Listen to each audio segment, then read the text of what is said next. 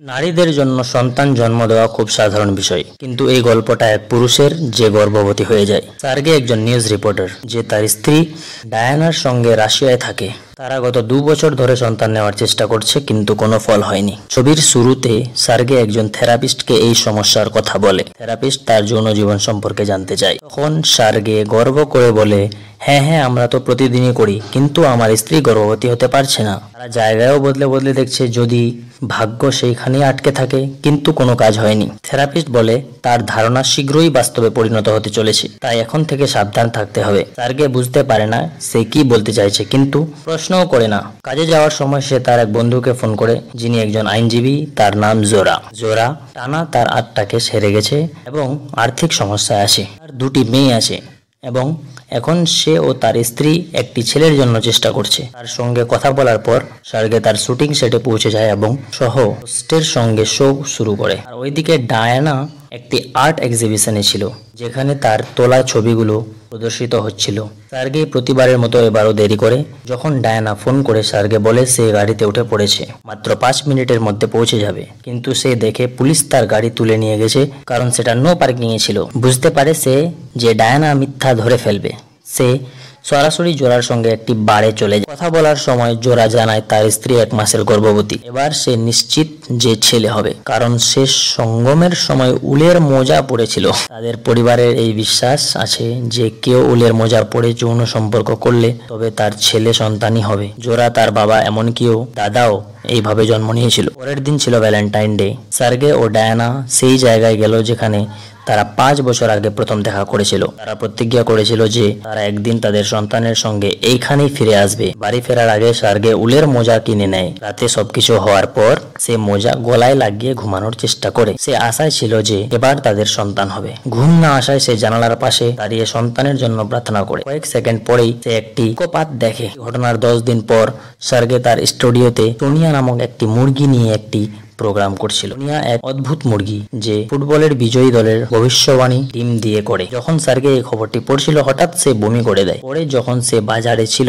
তার চোখ পড়ে আচারগুলোর দিকে। যদিও খাট্টা জিনিস তার একেবারে পছন্দ নয়, তবুও সে পুরো বয়ামটাই খেয়ে ফেলে। যখন সে জোড়াকে কথা বলে, তখন জোড়া মজা করে জিজ্ঞাসা করে, কি গর্ভবতী নাকি? সার্গে হেসে নেয়, কিন্তু তার মনে পড়ে সেই উল্কাপাতের রাত।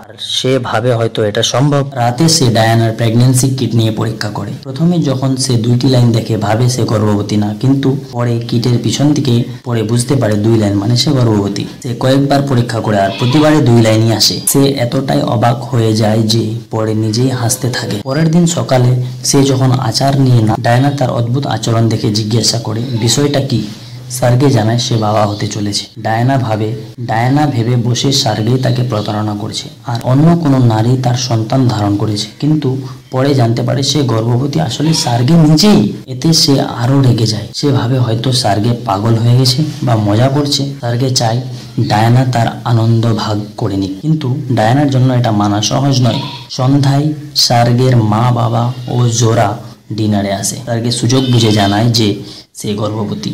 সবাই হতবাক হয়ে যায়। তারা বোঝানোর চেষ্টা করে এটা অসম্ভব। সার্গে রেগে যায় ও চলে যায়। তার বাবা চিৎকার করে বলে, এই যে ডেলিভারির সময় তুই যে ইয়োগা করছিস, ওটাই সমস্যা করছে। এখন ছেলে হয়ে মেয়েদের মতন হয়ে গেছে। পরের দিন সকালে সার্গে প্রেগন্যান্সি বই পড়ে তার লক্ষণ মিলিয়ে দেখতে থাকে। সে মন থেকে সন্তানের প্রস্তুতি নেয়। হিসাব করে দেখে তার সন্তান অক্টোবরেই আসবে। ধূম্রপান ছেড়ে দেয়। সে অনেক আচার খেতে থাকে। ডায়ানা ধীরে ধীরে তাকে মেনে নেয় ও তার যত্ন নেয়। 4 মাস পর পেট দেখা যেতে থাকে। সে প্রতিদিন প্রেগন্যান্সি ক্লাসে যেত। সবাই ভাবতো সে স্ত্রীর সাপোর্ট করতে এসছে, কেউ কিছু তাকে জিজ্ঞেস করতো না। 5 মাস পর সে প্রথম স্ত্রীর সঙ্গে গাইনোকোলজিস্টের কাছে যায়, কিন্তু যখন জানা যায় গর্ভবতী স্বামী, ডক্টর চেক আপ করতে অস্বীকার করে। অনেক ডাক্তাররাই তাকে রোগী হিসাবে নেয়নি। অবশেষে তারা ডি টিখোনডের সঙ্গে দেখা করে, যার ক্লিনিকে কোনো রোগী ছিল না।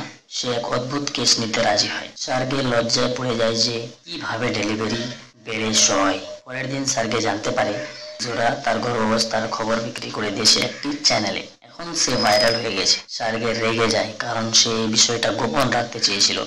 সবাই তাকে অন্যরকম চোখে দেখতে শুরু করে। জোরা যদিও দুঃখ করে না, বরং বলে তার আরও আইডিয়া আছে তাদের কোটিপতি করার মতো। প্রথমে স্যারকে চিৎকার করে, কিন্তু পরে তাকে খারাপও মনে হয় না। সে বিভিন্ন শো ও প্রেগনেন্সি পডকাস্ট বিজ্ঞাপনে অংশ নেয়, জনপ্রিয়তা আকাশ ছুঁয়ে থাকে। একদিন টয়লেটে একগেয়ে দম্পতি জানতে চায় পুরুষ কিভাবে গর্ভবতী হয়। স্যারকে উত্তর জানে না, কিন্তু বলে উলের মোজা পরে ট্রাই করো। পরে চেক আপে জানা যায় তাদের একটি ছেলে হবে। ঠিক বাইরে বেরোলে সাংবাদিকরা ঘিরে ধরে। এত ব্যস্ত হয়ে পড়ে যে ডায়ানাকে ভুলে যায়। ধীরে ধীরে স্যারকে নিজের শো পায়, যেখানে সে মেয়েদের পরামর্শ দেয়, কিন্তু স্ত্রী ও পরিবার থেকে দূরে সরে যেতে থাকে। একদিন একটি শোতে ডায়ানা রেগে ক্যামেরাম্যানকে ধমক দিয়ে চলে যায়। পরিবারেও একে একে চলে যায়। স্যারকে বুঝতে পারে সে সাফল্যের ঘোরে ভুলে গেছে কি সত্যি গুরুত্বপূর্ণ। এই সময় কিছু ধর্মীয় গোষ্ঠী তার বিরুদ্ধে আন্দোলন শুরু করে। তার বিরুদ্ধে মামলা করা হয় যে তার গর্ভাবস্থা ভুয়ো। প্রথম শুনাশুনিতে তার ব্যাংক ডিটেলস থেকে প্রমাণ দেওয়া হয় যে সে এই দিয়ে টাকা কামিয়েছে। ডায়না চায় সে সব ছেড়ে সাধারণ জীবন যাক, কিন্তু স্যার রেগে যায়। দ্বিতীয় শুনাশুনিতে জোরা তার আল্ট্রাসাউন্ড রিপোর্ট সহ তাকে হাজির করে। প্রতিপক্ষের আইনজীবী যুক্তি দেয় ডাক্তার টিখোনভ অদক্ষ এবং বৈজ্ঞানিকভাবে পুরুষেরা গর্ভাবস্থা অসম্ভব। এরপর ডায়ানা সার্গেকে ছেড়ে চলে যায়। সে ভেঙে পড়ে ও উপলব্ধি করে সে ভুল করেছে। তৃতীয় শুনাশুনিতে সে হাজির হয় না, বরং একটি ভিডিও পাঠায় যেখানে সে স্বীকার করে তার গর্ভাবস্থা ভুয়ো এবং সে সবাইকে ঠকিয়েছে বলে দুঃখ প্রকাশ করে। জজ তাকে অপরাধী ঘোষণা করে 10 লাখ রুবেল জরিমানা করে। পরের দিন সে ডায়ানার কাছে ক্ষমা চায় এবং তখনই তাদের পুনর্মিলন হয়। কিন্তু তখনই সার্গে সত্যি প্রসবের সময় আসে। তাকে হাসপাতাল নিয়ে যাওয়া হয় এবং সফলভাবে সি সেকশনে তার সন্তান জন্ম নেয়। শেষে দেখা যায় ডায়ানা একটি আর্ট এক্সিবিশনে সার্গের গর্ভাবস্থার সময়ের ছবি প্রদর্শন করেছে। তাদের ছেলে জোরার মেয়েদের সঙ্গে খেলছে। কিছু মাস পর ডায়ানা সেই জানালার পাশে দাঁড়িয়ে যমজ সন্তানের প্রার্থনা করে। এবার আকাশে 2টি উল্কাপাত হয়। এবার দুজনেই একসঙ্গে গর্ভবতী হয়। উলের মোজার জন্য একটা লাইক তো বানতা হয়। উনি আরো গল্প শুনতে ডাক ফ্রেন্ডস বাংলা চ্যানেল সাবস্ক্রাইব করুন আর কমেন্টে জানিয়ে দিন আপনার প্রিয় অংশ কোনটা ছিল।